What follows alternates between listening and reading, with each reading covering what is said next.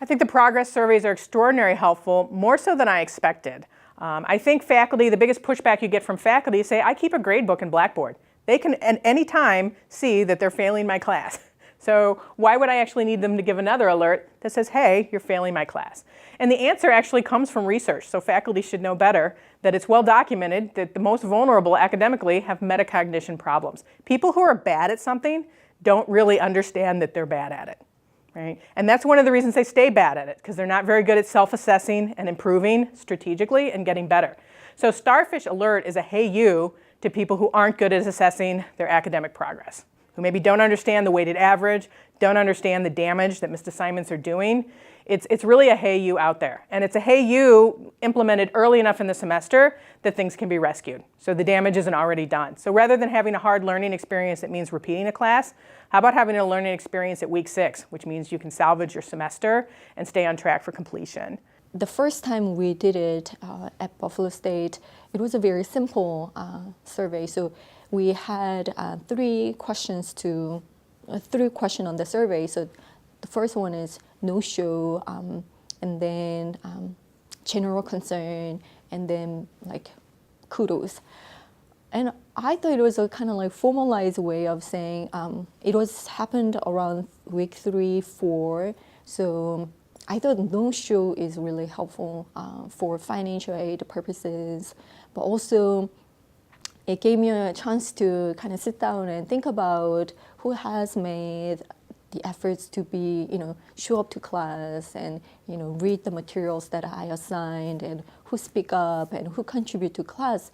So it gave me a formal opportunity to recognize the student success as well. So I like that about it. Progress surveys are important and beneficial.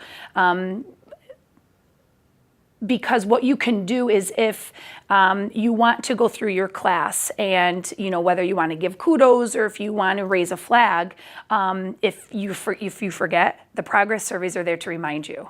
So what I actually did is I actually did kudos and raised flags the week before the progress surveys, forgetting about them. And then when I went to go do them, I'm like, oh yeah, there they are. So I said it was already submitted. But I do like them because it keeps the professors on track with keeping the students up to date on what is going on in the classroom. Progress surveys offer an extremely easy way of providing alerts or kudos.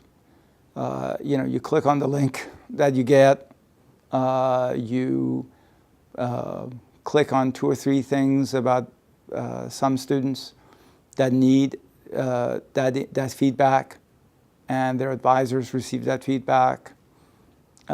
Similarly with kudos, you're patting people on the back that you feel they deserve it, and click the submit button. It's a really easy thing to do. Absolutely not much reason to think that it's more work than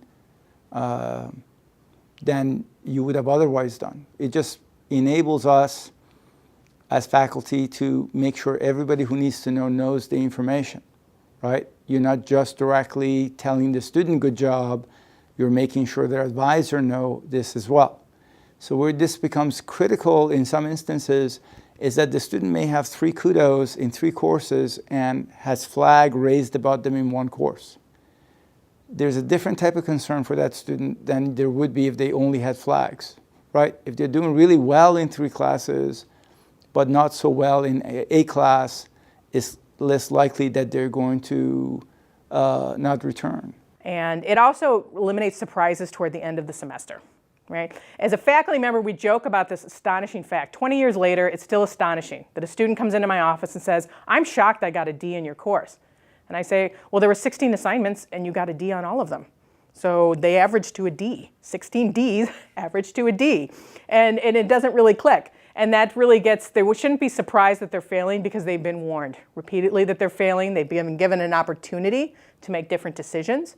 Whether or not they take that opportunity will be largely up to them. But at the end of the semester, when you're setting standards and making grade consequences for those decisions, you can be confident in those decisions because you gave them every chance to change. Starfish operationalizes what we know in cognitive science about how students learn and how people make better decisions.